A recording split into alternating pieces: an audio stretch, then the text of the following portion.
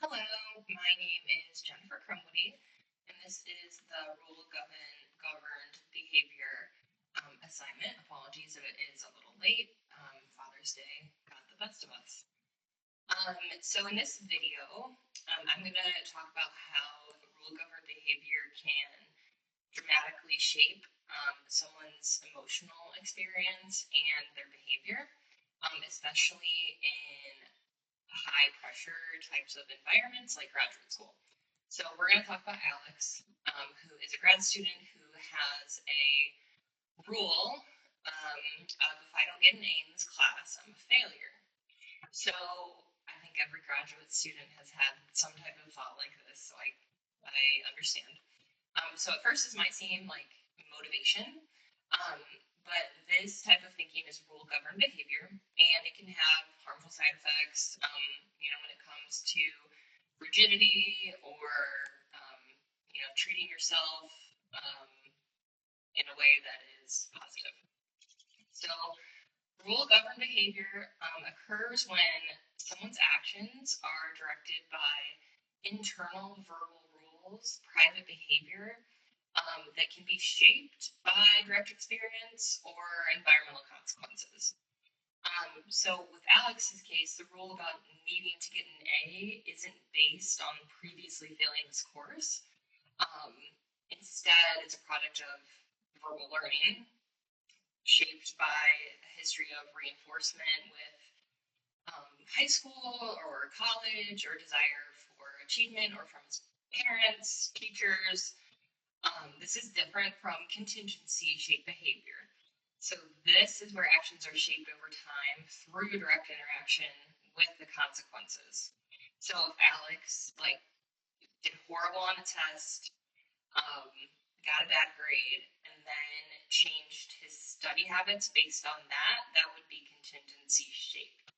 But in this rule-governed behavior, it's a private verbal event that's not based on any real consequence. In terms of transformation of stimulus function, so when Alex holds to his rule that an A equals success and anything less equals failure, then a whole range of previously neutral academic events can take on new meaning. So like deadlines, feedback from professors, any group projects that you could be working with other people.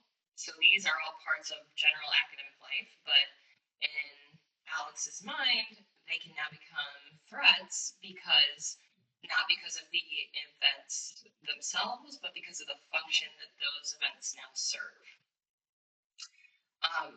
A stimuli like a grade report or feedback from professor can have an aversive property now through Alex's verbal rule.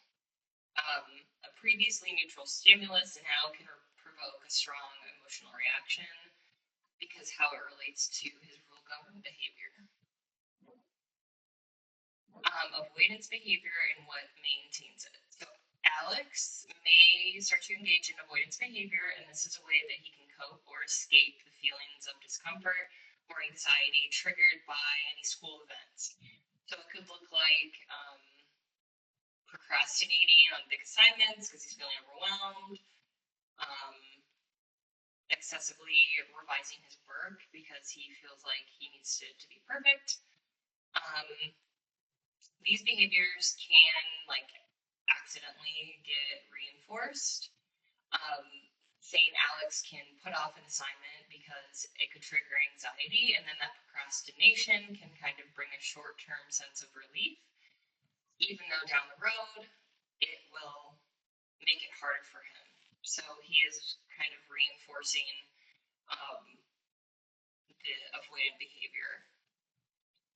So Alex situation is a good example of how private verbal behavior, rule-governed behavior can transform everyday experiences that don't help us.